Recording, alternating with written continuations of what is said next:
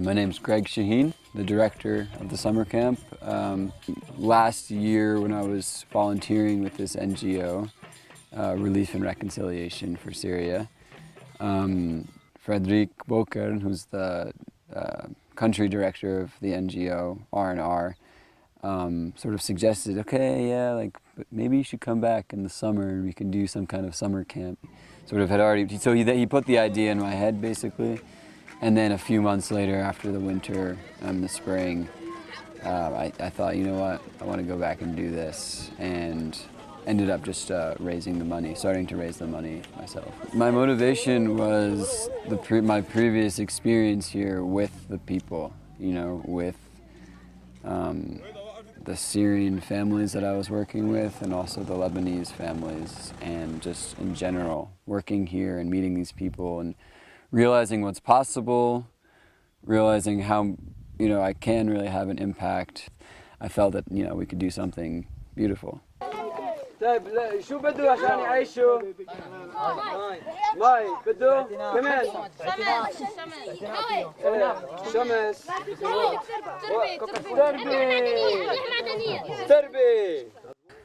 So the NGO that's sort of supporting this project in some way is called Relief and Reconciliation for Syria. It's a Belgian-based NGO, you could say, but really it's international. The summer camp is actually a pilot project for the R&R, and that is sort of something that I am offering to the NGO, and they're also supporting with their volunteers and their sort of infrastructure, if you will, of utilizing the Peace Center down in Baarzla. And then coming up here, you know, transportation to get up here to the mountains.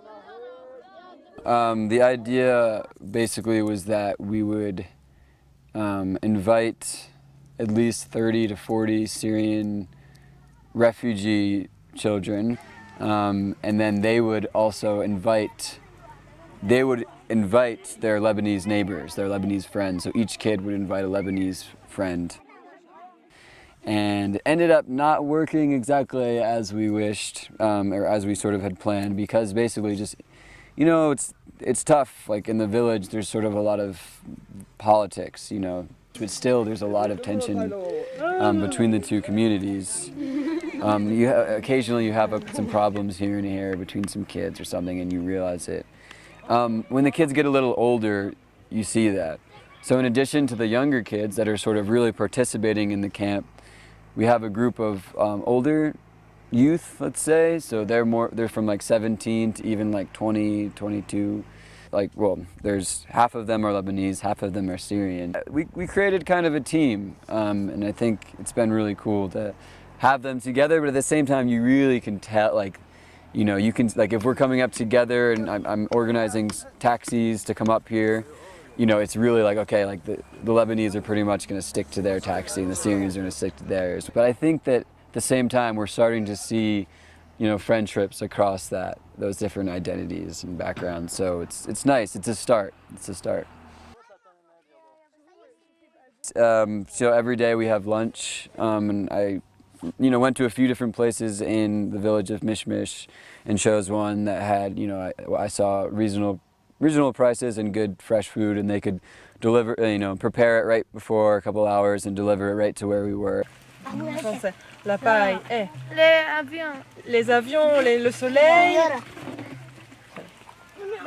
Vache, chou vache. R&R, that's one of their biggest sort of mandates or areas they work in is foreign language education, because in Syria it's mainly Arabic. They have a little bit of English, but no French basically whatsoever. So R&R with the Syrian refugees works with really with French education to sort of get them into Lebanese schools. You know, I've gone into some of the classes because I'm trying to sort of research like exactly what French they need, you know. So I've noticed, yeah, they use Arabic, but then the math, like, they'll really use a lot of it's in French. A lot of it's in French, math and science, and so, you know, I've heard like there's Syrians who would just come to the first day of class and just sit there and not really get anything.